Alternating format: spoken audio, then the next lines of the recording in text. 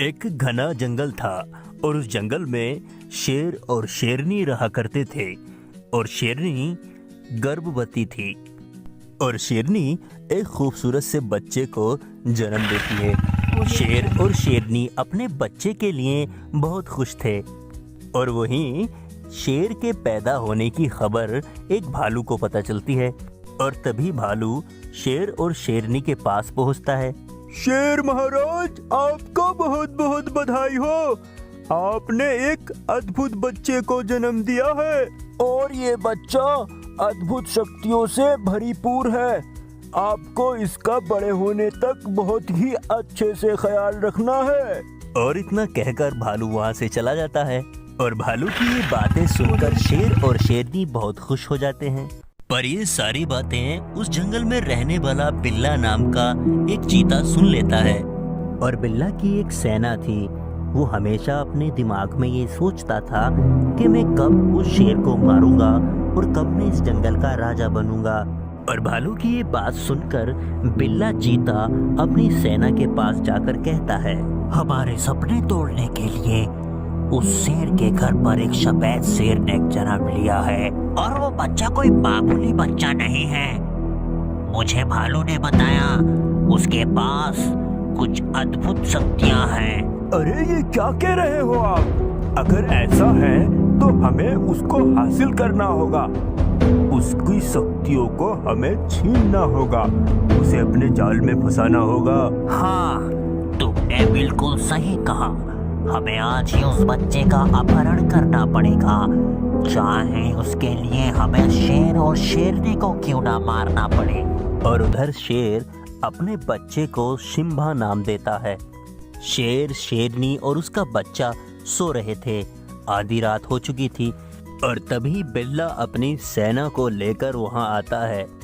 और वहीं शेर को किसी के आने की आहट होती है तो वो जाग जाता है। और सामने बिल्ला की सेना को देखकर शेर कहता है, तुम सब यहाँ कैसे? तुम्हारी यहाँ आने की हिम्मत कैसे हुई? तुम्हें तो इस जंगल से बाहर कर दिया था ना। हाँ, तुम्हारे बच्चे की आने की खुशी में हम यहाँ चले आए, हमसे रहा नहीं गया। तुम सब मेरे बच्चे से दूर रहो, चले जाओ यहाँ से, वरना मैं तुम्हें मार दूंगा।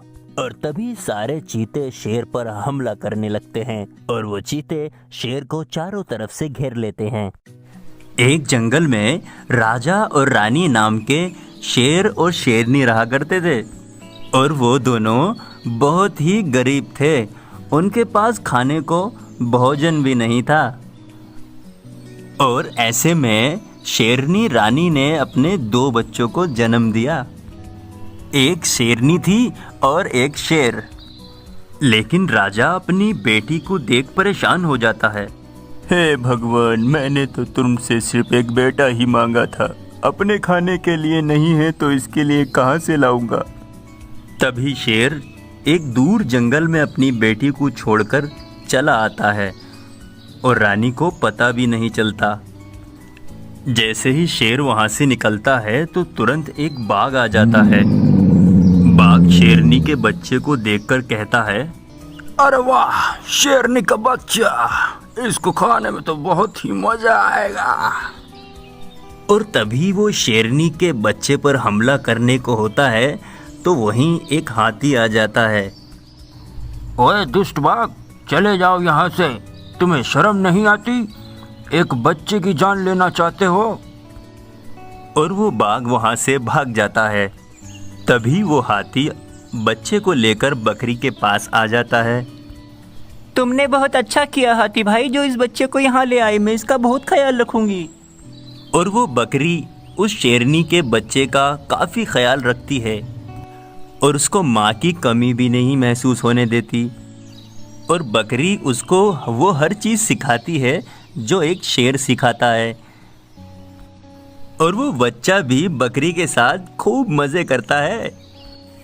और ऐसे ही सालों बीत जाते हैं और वो शेरनी बड़ी हो जाती है और वो उस जंगल की रानी बन जाती है और हर जानवर उसकी बात मानता है। और उधर राजा का बेटा भी बड़ा हो जाता है। लेकिन वो बड़ा ही आलसी और निकम्मे किस्म का था। वो हमेशा इधर उधर ही भटकता फिरता रहता था। और उधर राजा शेर ये देख बड़ा ही परेशान था। अरे ये मेरा लड़का तो बड़ा ही निकम्मा निकला। मैंने सोचा था बड़ा होकर मेरा सहारा बनेगा, लेकिन ये अपना खुद का पेट भर ले यही काफी है। और इस बार राजा के बेटे का सामना उसी बाघ से हो जाता है और बाघ भूख से बिलबिला रहा होता है।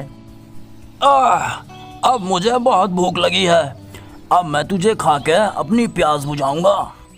अरे नहीं नहीं, तुम मुझे मत मारो। और बाघ उसकी हरकतें देखकर समझ जाता है कि वह बहुत ही कमज़ोर है, तो इसलिए वो पिंजरे में बंद कर देता है। राजा शेर का बच्चा बहुत चिल्लाता है, लेकिन उसकी आवाज़ एक गाय सुन लेती है। तभी वो शेर राजा के पास पहुंचती है। महाराज महाराज, आपके बेटे को एक दुष्ट बाघ ने पिंजरे में कैद कर लिया है और वो कुछ ही देर में उसे खा जाएगा। इतना सुनते ही वो बाघ के पास पहुंचते हैं और गुस्से से लाल हो जाते हैं और वो बाघ शेर और शेरनी को भी पिंजरे में बंद कर देता है। अब देखता हूं तुम्हें कौन बचाने आएगा। और तभी शेर की बेटी शेरनी पीछे से आती है और बाघ को एक ही झटके में मार देती है। राजा शेर ये देखकर हैरान हो जाता है और फिर शेर और शेरनी अपने बच्चों को लेकर अपने घर आ जाती है और सब हंसी खुशी रहने लगते हैं। अरे बच्चों, मैंने सुना है तुम वीडियो पूरी देख लेते हो लेकिन सब्सक्राइब नहीं करते। अभी कर लो, सब्सक्राइब कर लो भाई।